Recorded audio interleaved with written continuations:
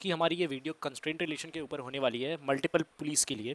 So multiple police के लिए ये होता है, कुछ ऐसा डायग्राम होगा आपका जहाँ पे x1 is the distance of m1 from the centre of the main pulley. तो आपको हमेशा जो डिस्टेंसेज है वो मेन पुलिस से कंसिडर करनी है, सेकेंडरी पुलिस से डिस्टेंसेज आपको कंसिडर नहीं करनी है।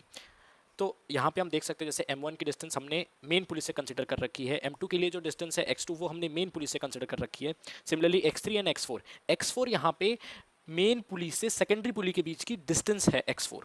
तो अब हम यहाँ पे अपना पहला इक्वेशन लिखते हैं, that is x1 plus of x4 is equals to plus of k1 is that part of rope which is always in contact with the pulley, it is equals to l1 is the length of first rope, मतलब जो पहली रोप है जो m1 से connected है और secondary पुली से connected है वो l1 है।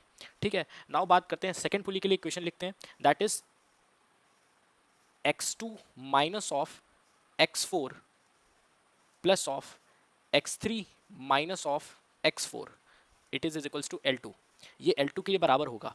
ठीक है, अब यहाँ पे हम एक चीज़ ध्यान रखनी होगी, यहाँ पे एक k2 का टर्म और आएगा, बट ये जो k1 एंड k2 है इन दोनों को हम इग्नोर मार सकते हैं बिकॉज दे आर कांस्टेंट।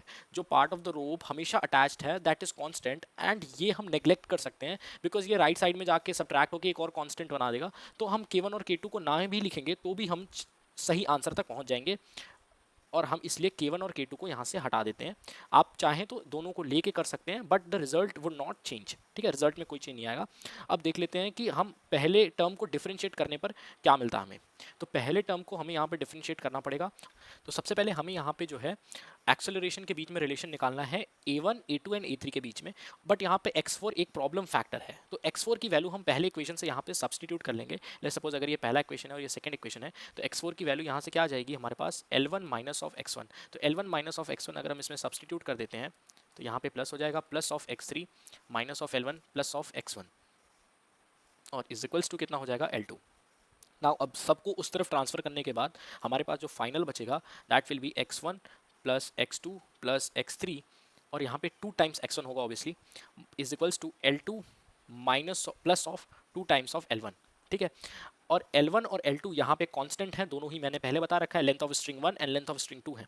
तो जब हम डिफरेंशिएट करेंगे विद रिस्पेक्ट टू टाइम तो हमें मिल जाएगा v2 plus 2 times of v1 plus v3 is equals to, यहाँ पे ये जीरो बन जाएगा पूरा का पूरा। तो यहाँ पे हमारे पास पहली रिलेशन आ चुकी है that is v1 is equals to minus of v2 minus of v3 divided by 2।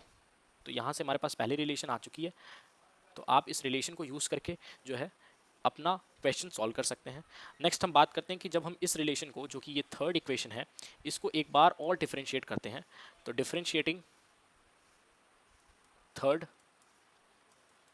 With respect to time, एक बार जब हम और डिफरेंशिएट करेंगे तो हमारे पास यहाँ पे a2 plus of 2 times of a1 plus of a3 मिल जाएगा इज इक्वल्स टू 0। तो सिमिलरली जब हम इसको भी इस तरीके से लिखेंगे तो 2a1 is equals to minus of a2 minus of a3। तो जब हम इसको डिफरेंशिएट करेंगे तो यहाँ पे हमारे पास निकल के आएगा 2a1 is equals to minus of a2 minus of a3, और a1 की वैल्यू यहाँ से हो जाएगी, नेगेटिव कॉमन ले लिया, a2 प्लस a3 बाई 2। तो यहाँ पे नेगेटिव जो है वो ये सिग्निफाई करता है कि a2 और a3 के एडिशन से जो हमें मिलेगा एक्सेलरेशन, उसके अपोजिट साइड में हमारी a1 की एक्सेलरेशन होगी। नेगेटिव यहाँ पे बस डायरेक्शन के लिए यूज़ लिए है।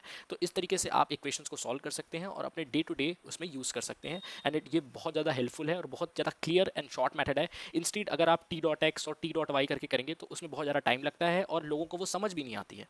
वीडियो अच्छा लगा हो तो आप प्लीज़ इसको लाइक करें, शेयर करें और सब्सक्राइब करें, और मैं ऐसे ही और वीडियोस लाता रहूँगा। Thank you for watching.